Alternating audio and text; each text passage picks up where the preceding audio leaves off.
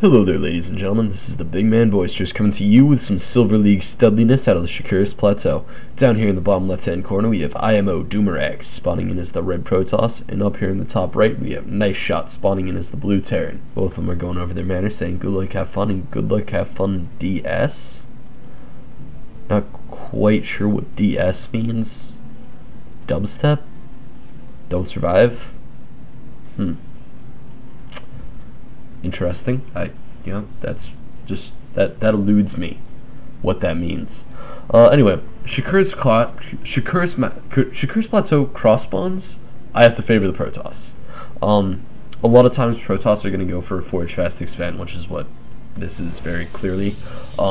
And Forge Fast Expands are just extremely powerful plays, especially if your opponent is in like a cross map position. And on Boisterous Plateau, the cross map position, they're pretty far. It takes a while for your army to get cross map to your opponent. So iMoDoomerX is basically going to be safe to go for like even a Nexus first if you really wanted to. Most people don't unless they're really high, mid masters to pro level.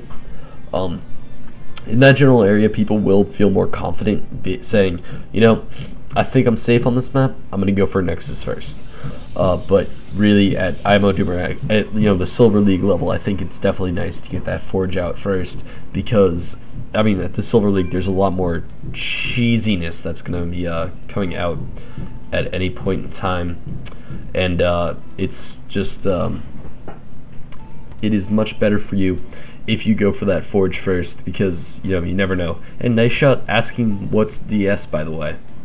This is a good point. I don't know what DS is. Oh, don't suck. Oh, that makes sense. That's definitely manner. Just telling your opponent, just by the way, please don't suck. I want this to be a good game. I don't want you to suck. Nobody wants to suck. I would not wish that upon my worst enemy. And it looks like the Nexus is coming out before the Photon Cannon, which I definitely believe is a good choice. I like when people go for this Nexus before the Photon Cannon, because if you get the Photon Cannon first, it's just your Nexus is just going to be so delayed. And really, when you go for a Nexus first, you want that. When you go for a Forge Fast Expand, you want that Nexus, to be building at like the 320, somewhere around there, that stage in the game. You don't want it to be any later. We do have 4 Raxes coming out of NiCeShot, so it looks like this is going to be just a very standard pressure play, really. With 4 racks pressure off of 1 base, it's kind of all any. That's a lot of racks to be supporting off of 1 base. It's not quite 6 raxes, but if you go for like full reactors or full tech labs on them or something, or if you just get add-ons for everyone, it's very you can't really expand out of that unless you cut unit production. So it is a very heavy pressure play. We have the Photon Cannon stopping any sort of scouting from that SCV. This is actually an interesting location for the Forge Fast Expand. I'm not sure if I agree with it or not. I don't know.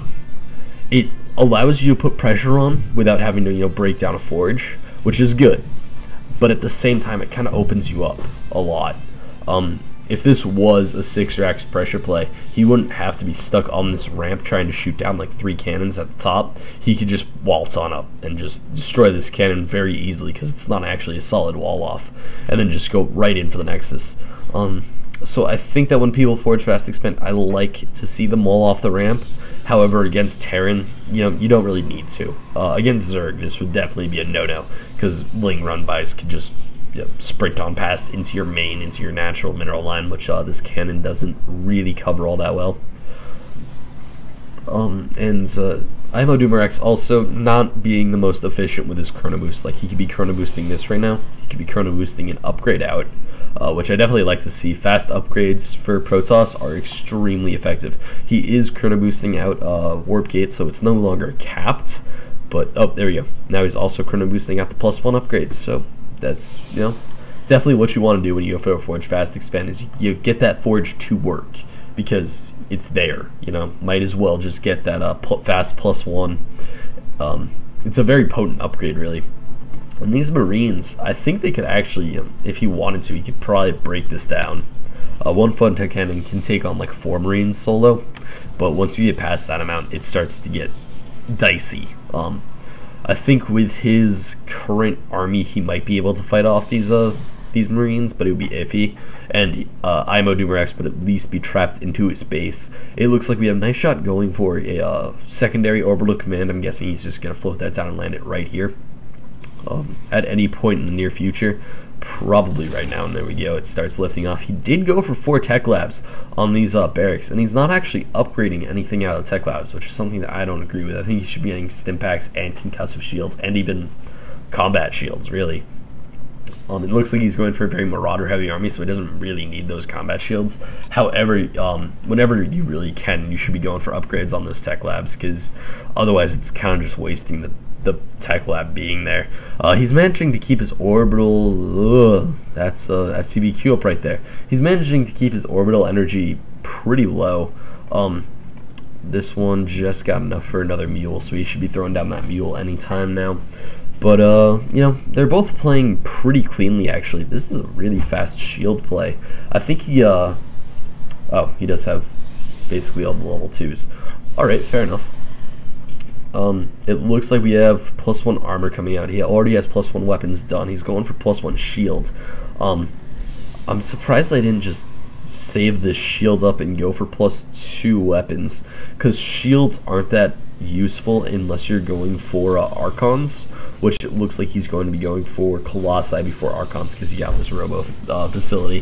So I'd expect to see a robotics bay any moment right now, and it looks like this probe is dropping it. So it looks like he is going to be going for like a charge lot Archon or charge lot Colossi play, which is interesting. I think it's good against the bio army, because, you know, Colossus wreck bio as long as they don't get sniped, and charge lots are really good at surrounding an enemy's army, so that, you know, with range, your Colossus basically can't get hit. +1 air weapons. Ugh, that's an upgrade you don't see all that much unless somebody's going like 3 Stargate Void Ray. Not sure if I agree with it. I can't say I do. That's definitely, I don't know. I don't like it. It's not quite up my alley of things that I like to see. This +1 air, it just seems wrong. He's not going for any sort of Stargate play. He doesn't even have a Stargate up, and it just doesn't seem right.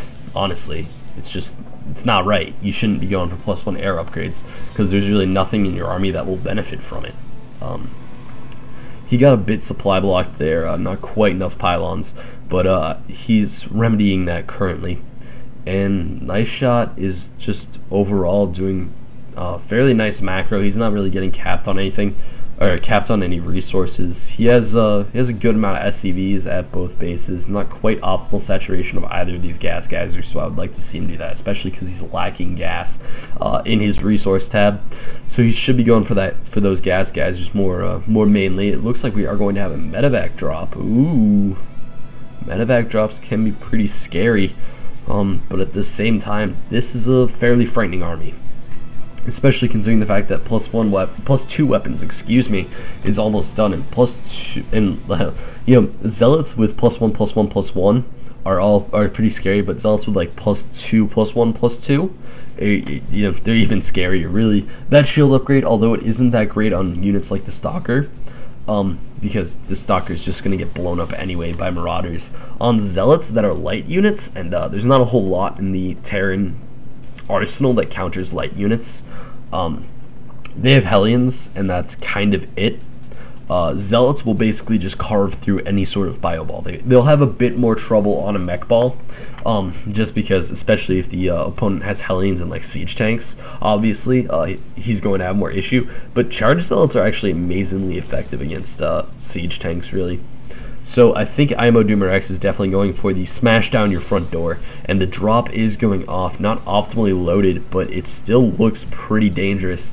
But this is a big push. This is a lot of zealots. This is 27 zealots, a Stalker, a Sentry, and a Colossus.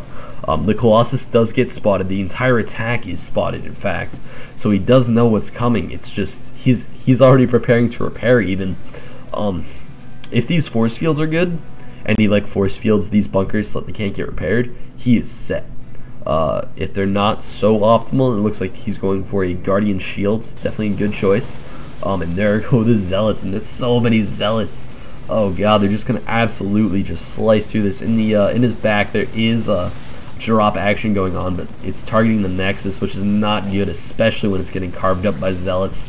Oh god.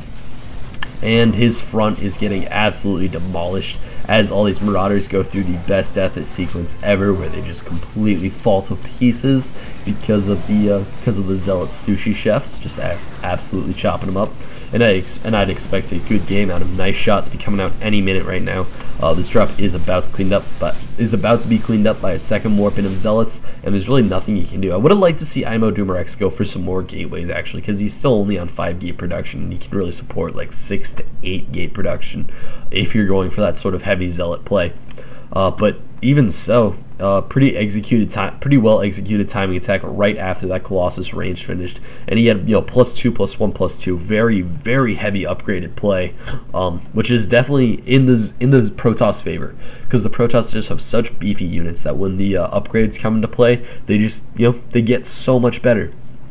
Anyway guys, you can send in any games you want commentated into boisteroussc2@gmail.com. And if you want more Boisterous action, head on over to youtube.com/user/boisteroussc2. Anyway guys, this is Boisterous signing out.